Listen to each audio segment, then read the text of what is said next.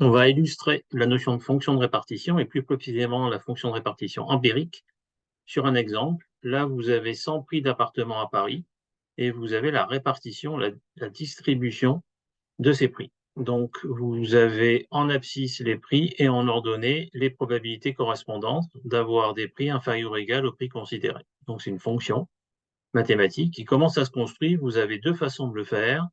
Soit ce qu'on va regarder dans un premier temps avec la fonction centile d'Excel, soit en se fondant sur la définition théorique de la fonction de répartition empirique. Pour commencer, on va prendre ici quelques valeurs. Je vais même simplifier ce que je vous ai présenté là. On va prendre quelques pourcentages.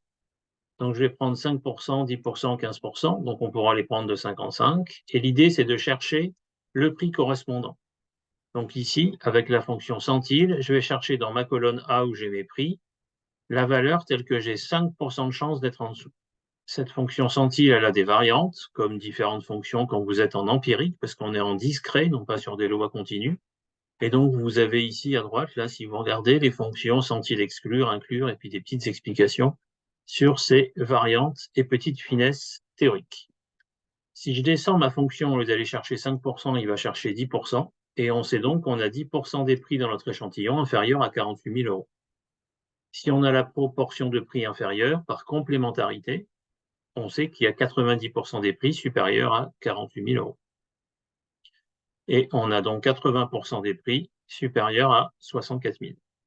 Donc si vous descendez comme ça jusqu'à 95% et vous représentez le graphique, vous obtenez ceci.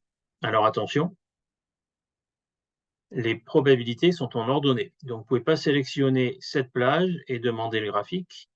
Il faut, dans la construction du graphique, quand vous allez dans sélectionner les données, choisir en abscisse la colonne D, donc ces valeurs-là, et en ordonnée les probabilités. Et vous avez bien la fonction de répartition. Alors, ce qui se trouve, et ça se voit, c'est qu'on n'a évidemment pas toutes les valeurs, puisque j'ai pris que 19 quantiles possibles, associés aux probabilités que j'ai surlignées ici avec la souris. Donc, cette version simplifiée, on va l'étendre. Juste une petite remarque qui va vous permettre de mieux apprécier ce qu'on voit là, qui est tout à fait simple, hein, c'est la médiane. Ça nous permet de comprendre ce que c'est que ces probabilités et pourquoi elles sont en ordonnée. C'est puisqu'on cherche pour une abscisse, donc il y a un prix donné, la probabilité d'être en dessous. En général, on s'en sert aussi en sens inverse, qu'on appelle la fonction de répartition inverse. Si vous cherchez une probabilité, vous avez le quantile correspondant. Et on sait ici qu'on a 50% des valeurs qui sont inférieures à 115 000 et 50% qui sont supérieures. On voit aussi que la loi n'est pas symétrique. Entre 47 000, enfin 40 000 qui est la plus petite des valeurs et 114 000, on n'a pas du tout le même écart qu'entre 114 000 et ici à peu près 400 000. Donc là, on a pris que quelques quantiles. Comment construire la vraie fonction de répartition? Alors, l'idée, c'est de prendre toutes les proportions possibles. Comme on a un échantillon de taille 100, on peut aller de 1 centième à 100 centièmes. 100 centièmes étant évidemment 1. Quelle est la valeur telle qu'on ait 100% de chance d'être inférieur ou égal? Ça va être le max. Donc, je vous ai calculé le max dans cette cellule, donc la cellule F101, et on a bien le max correspondant à cette valeur-là. Donc, on a notre fonction de répartition empirique qui vous donne pour tous les prix des appartements de votre base, à chaque fois avec un pas de 20 centièmes, la proportion d'appartements qui vont lui être inférieurs ou égales en termes de prix. Alors, il y a un petit biais qui apparaît ici, vous vous avez peut-être rendu compte, je l'ai surligné en orange. On a 1% de chance d'être inférieur au minimum. Par contre, on a 0% de chance d'être supérieur au max de l'échantillon, ce qui n'est pas possible puisque on doit avoir exactement la même valeur puisqu'on a le même type d'estimateur. Donc, on a une correction de ce biais. La correction va se faire en corrigeant la condition initiale de notre suite. Là, on va de 1 sur n en 1 sur n en commençant par 1 sur n. Et ce qu'on va faire, c'est qu'on va commencer par 1 200e.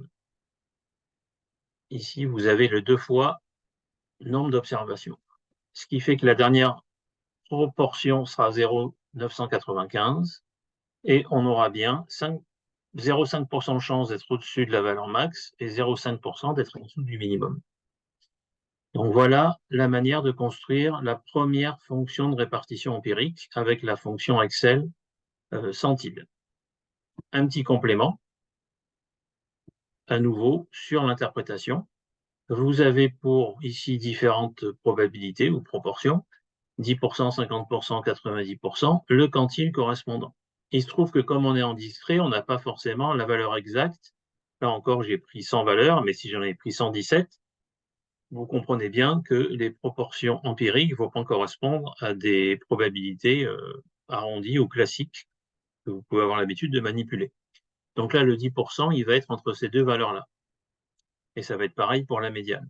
Donc là, c'est lié à la notion de variable discrète. Deuxième façon d'analyser la fonction de répartition avec Excel, qui se repose sur la vraie définition, c'est de regarder toutes les probas cumulées croissantes. Donc on va construire ici la série des prix triés. Donc pour trier des données dans Excel, je affiche le ruban nouveau, vous allez dans Données et vous avez trier. Donc je vais le faire avec cette colonne ici. Donc si vous la sélectionnez, elle est triée, évidemment comme celle que j'avais marquée là. Donc je reviens en arrière simplement pour récupérer la donnée, la colonne que j'avais initialement. Donc là, j'ai mes prix qui sont triés. Et on va de 1 centième en 1 centième avec la correction du biais qu'on a vu tout à l'heure. Donc on commence à 1/2 centième et puis après on rajoute 1 centième, 1 centième, 1 centième à chaque fois. Et voilà la fonction de répartition empirique. Là, c'est celle qui est directement définie avec la vraie définition. Alors pour conclure, la comparaison des deux. Si vous comparez celle qui repose sur la vraie définition et celle avec la fonction centile, il y a des petites différences. Donc vous le voyez sur le graphique, hein, c'est minime, mais surtout sur la fin. Donc vous avez un biais avec la fonction centile, puisqu'en fait, le maximum qu'on devrait avoir n'est pas le max qui est donné par Excel. Le maximum, on l'aurait en fait pour le quantile associé à 100% et pas à 0,995. Et puis vous avez des petites différences systématiques hein, qu'on peut retrouver si on regarde ça de manière détaillée. Donc pourquoi j'ai commencé par la fonction centile? Pour que vous compreniez qu'on a une petite difficulté dans le cas discret, puisque ça dépend évidemment éventuellement après d'une interpolation, et aussi pour vous montrer les différences avec la vraie fonction empirique, qui est celle que vous avez en vert ici. Alors, ce que vous pouvez faire, c'est évidemment comparer différentes fonctions de répartition, soit pour des villes différentes, si on regarde des prix, soit pour des arrondissements différents. Et on peut aussi comparer une distribution empirique avec une distribution théorique, gaussienne ou autre, le cas échéant. Mais bonne continuation et bon travail.